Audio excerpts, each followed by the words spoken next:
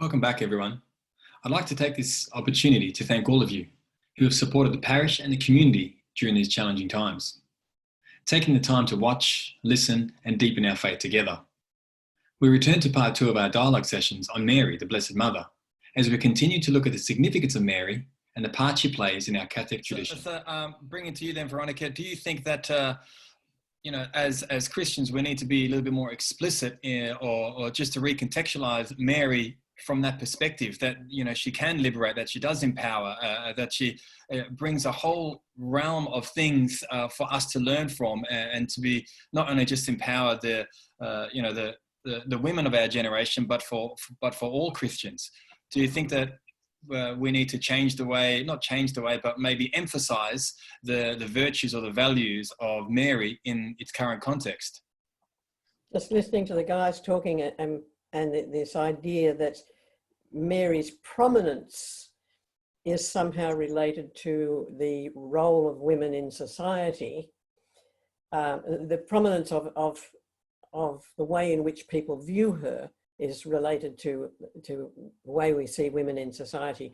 I wonder if currently in our Western society, with women's rights being more recognised, women's work situations being more recognised, is this one of the reasons why Mary has seemed to fade, the concept of Mary or the devotion to Mary?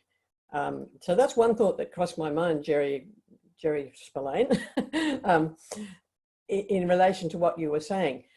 What was your question, Eckhart? Well, I think I had to get that out. I'm wondering if do too many people see Mary as a young teen girl saying yes, or rather, a powerful woman who did wonderful and great things, and was assumed to heaven far beyond the average human. What perspective of Mary do we portray? My feeling is very much that we simply don't portray enough of any aspects of Mary in our secular Western world. Mm-hmm. She tends to get a bit of a backshift, and I don't know the reasons why. Jerry? You've got to immediately go to the church as such, and I think that we as church have got to do it first, haven't we? We've got to. So for me, myself, I've got to be the yes for the people around me, and I'd like to just add another little thing on the side, that if I go back to Michelangelo's Pietà, there's nothing gentle or young or whatever that comes out of the Mary that you see there. That's a Mary looking out at you, the viewer, saying, what the hell is this all about? Where's this going? How do you come into this? That kind of thing. There's nothing weak about her. She was in the upper room for Pentecost, so she was living with the uncertainties of her time, without a doubt. But I think the face you see in Michelangelo's Pietà is nothing weak at all. And I think that's what we have to represent. And our church has to do it first. If the church doesn't do it, if we don't collectively as church do it within our lives, and bring with us the church in its, let's say, the way it operates, then I think that's the bit we've got to do. I don't find us having to represent Mary in any particular way, except the way we live and the way we are church. I think the traditional devotions to Mary are still very valid, are still very strong. One thing that struck me was, is there more of an emphasis today on people making pilgrimages to, for example, Marian shrines, as very much Mary seen as being very much part of the church's mission, and people trying in some way to connect to that. Pilgrimages are very popular at the moment, have been for some time, and I think there's something in that of recent since the Second Vatican Council. But I think devotional practice is still strong, maybe in a restricted number of people who are very much connected with the church on an ongoing basis. I think they're still very much there. Mm-hmm. Do you think, Father Jerry, I'm just wondering from the the younger generations coming up, quite often we generally only hear about Mary around Mother's Day. Maybe the Assumption of Mary, if they're privy to that sort of knowledge, and her prominence really starts to shine come Christmas time, and that really is sort of the 3 points, or the few points where Mary is quite often seen and heard, and the front row centre. Why do you think that younger generations, or where do you think younger generations have the opportunity to connect more with Mary? And now I know that you said we've all been speaking about the plight of women as well. Is there other connections where we can relate with Mary throughout our daily lives, where we could actually showcase her significance, do you think? Yeah, that's probably right, that your generation maybe don't connect in the same way as previous generations. And maybe you're right too, do we emphasise particular, for example, feasts? And not just of Mary, but of prominent saints, for example. So the Feast of the Assumption, I think, is still an obligation to go to attend Mass. So maybe there is the need to emphasise particular aspects of Mary and her life and her relationship to Jesus. How you do that, that's a big question to a young generation. I'm not too sure. I'm not too sure how we do that. Obviously, you can preach about it and talk about it and promote particular feast days, more so than we have in the past. Do you think, Jerry, it's about unpacking maybe Mary a little bit more, maybe showcasing not just the certain events or the feast days, as Father Jerry said, but her values, how she sort of helped or supported, or her role that she plays? Do you think that might be a case to answer for? I mean, the opening statement, my soul proclaims the greatness of the Lord. Now, I think for me, what I'd be saying is I have to make that my prayer. I think that's the way I'd be doing it. Mary is a model for us as disciples, as we were saying earlier, but I think she also says that intimate relationship between ourselves and God in Jesus. So I think I'd still go with that. I'm less unsure about the younger generation than maybe we seem to be saying. I think that, for example, the great art of the past still speaks. People like that Fra Angelico Annunciation is just one of the most wonderful images you get, I'm sure, and the Pietà.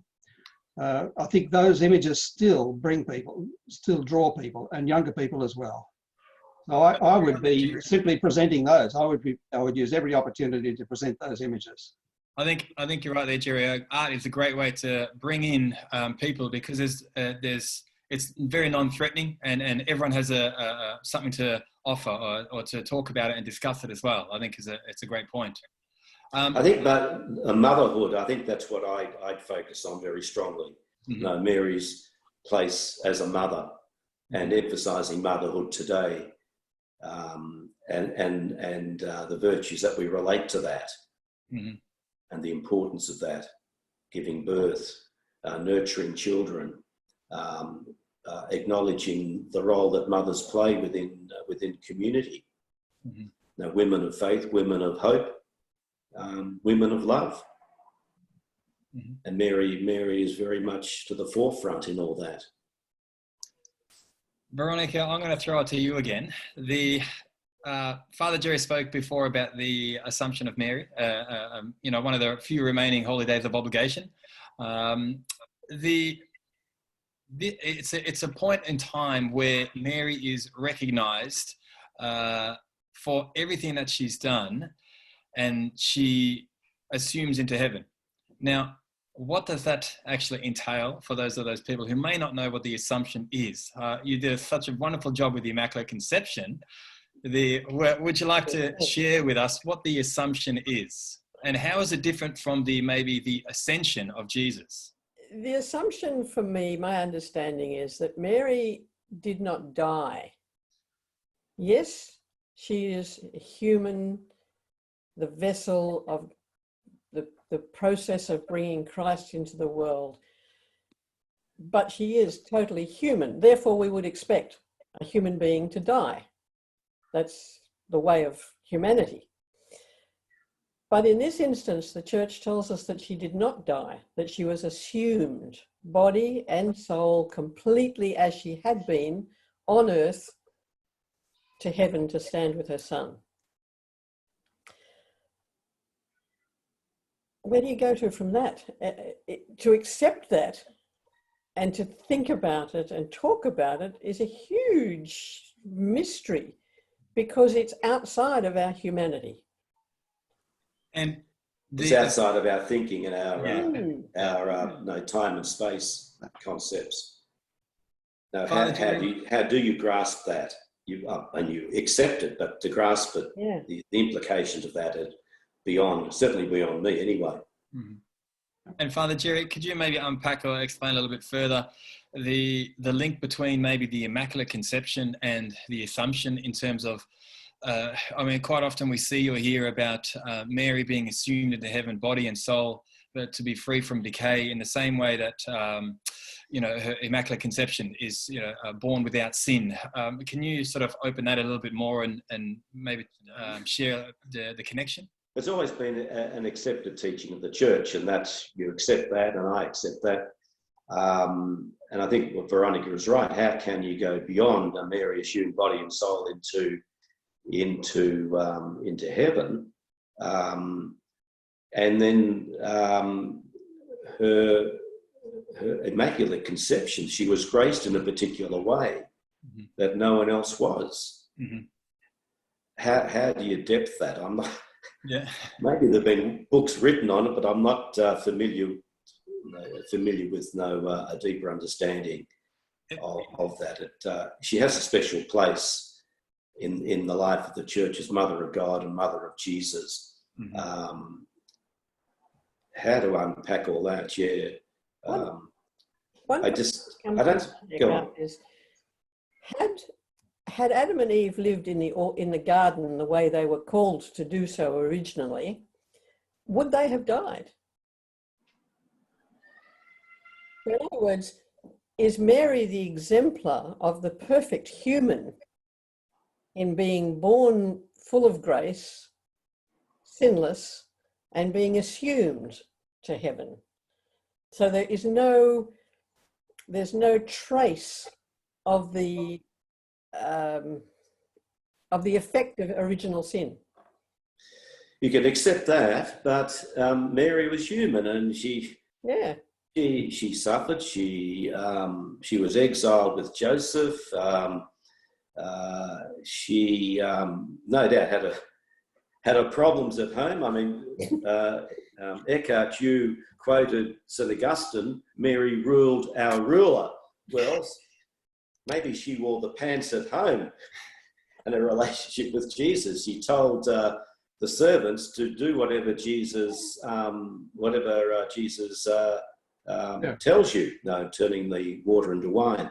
At the foot of the cross again, she had such an important part, but she was confronted with all the issues that any mother was confronted with as a young Jewish girl or teenager giving birth to a child. It's very, very hard. Father Jerry, you touched on the wedding at Cana, turning water into wine, and that's, you talk about every mother goes through things at home as well, and I think that's a great way to sort of unpack Mary, who she was as a mother as well, guiding your children even when they may not particularly think that they're confident or ready or to do something. I think that's a great example from Scripture where Mary is almost pushing Jesus to say, okay, now's the time, to pull out the big ones and start going on the mission, or start going forth with what you're created to be. I think there's some elements there's some elements in there that we can use in our daily lives that quite often generally not seen and just saved for, Christmas and the Assumption and Mother's Day. Yeah, she was certainly a far more dominant figure in the Holy Family than Joseph was, as far as their relationship with Jesus. She remonstrated with Jesus when he got lost in the temple. Jesus went home and was under the authority of the parents. So she had a very strong influence and impact upon Jesus as a young boy and maybe as a teenager. So she was a very strong figure, strong, maternal, loving, nurturing, but she certainly impacted upon Jesus' future and the way that she related to him, as any mother would with a son, and had concerns for his welfare. Just to go back, I know to answer the second part of our question, Veronica, I won't throw it to you, I'll throw it to Jerry O about the Ascension. Just so we can be clear on it, the difference between Assumption and Ascension. Mary was assumed into heaven and Jesus ascended into heaven.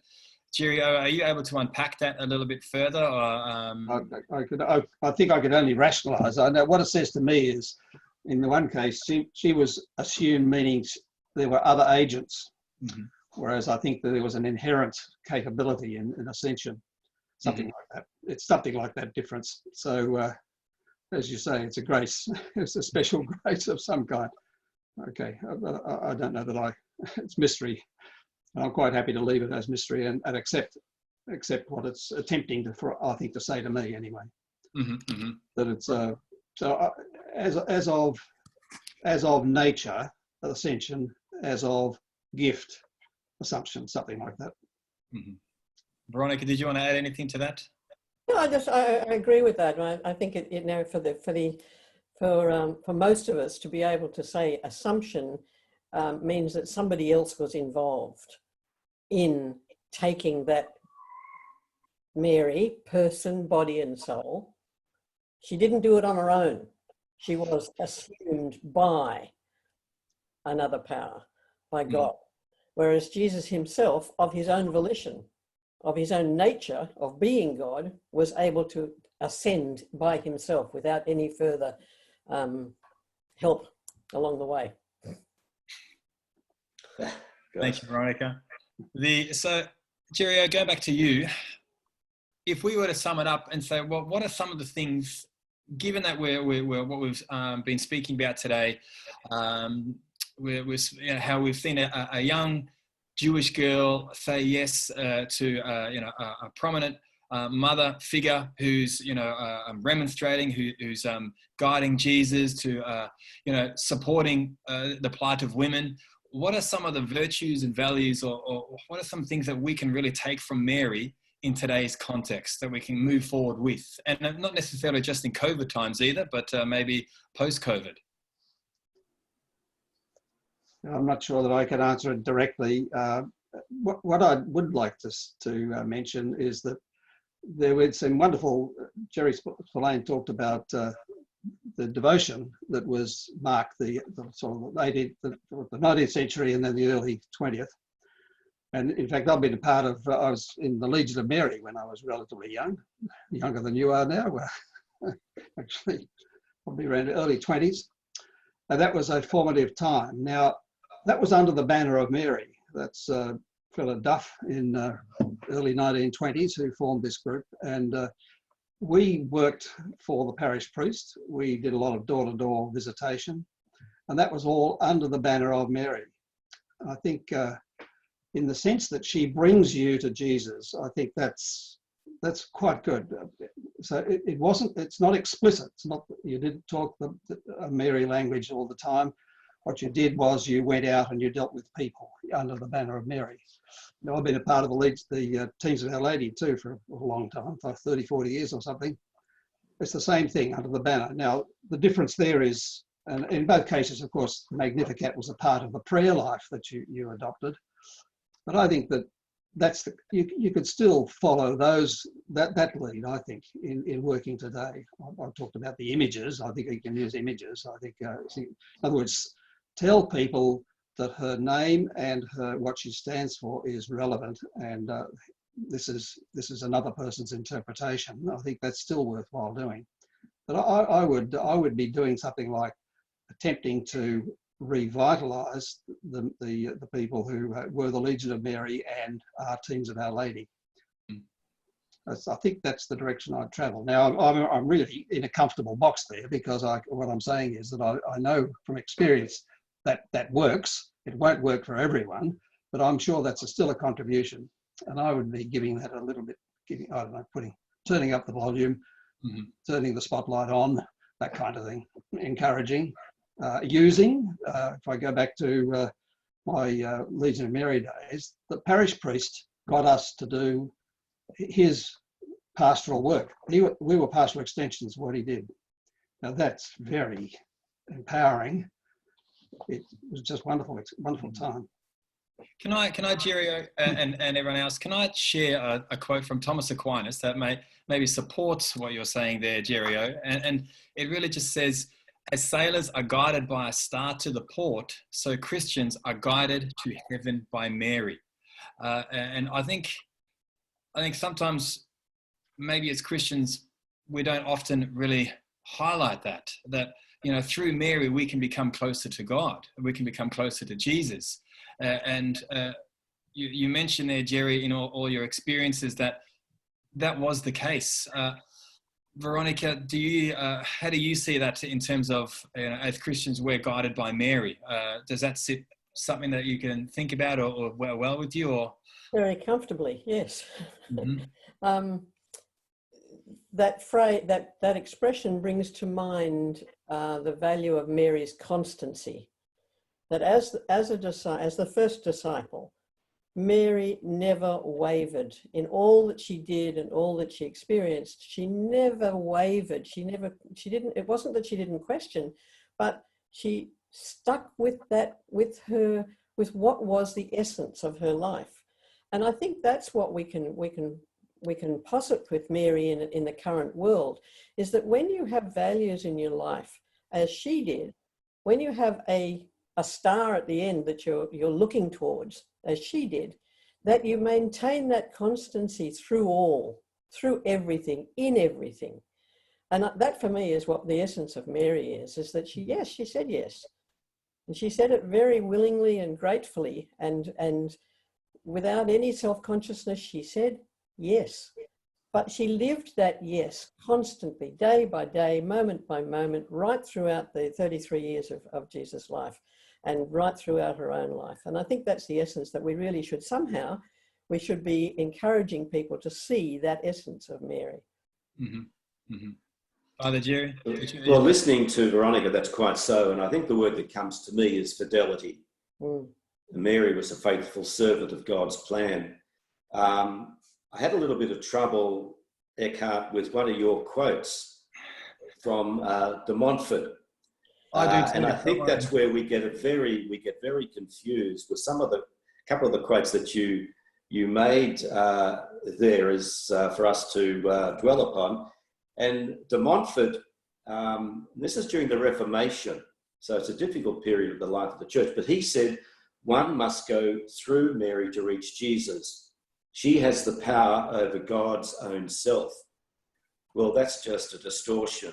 And I think that gives a wrong understanding of our relationship with Mary. But I think if we see her as our guiding light, as a guide, one who we can seek her intercession. And all the things we've been talking about relate very much to the place that Mary has in God's plan, and in her place within the church community. Mm-hmm. So there have been distortions, but also I think what Veronica was saying there is so true. There's a solidity and a groundedness in Mary's life that can give us a stability and a humility in our relationship with God, Jesus, or the Trinity, as you know, we were talking about earlier.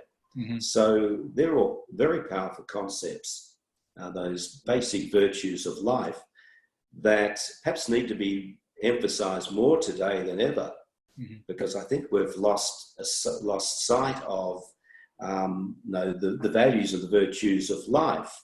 And if Mary can help us to reconnect with those values and virtues, we'll be far better off.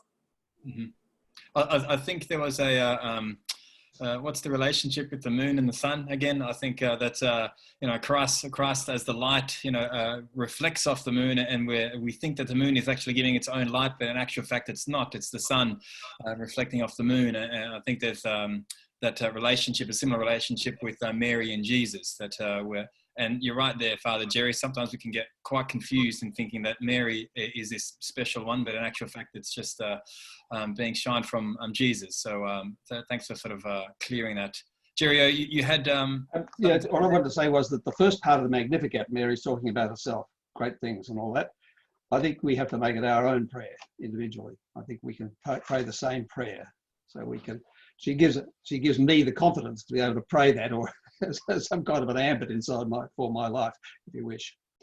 I think is that saying the same thing as you're saying, Jerry? Jerry, yes.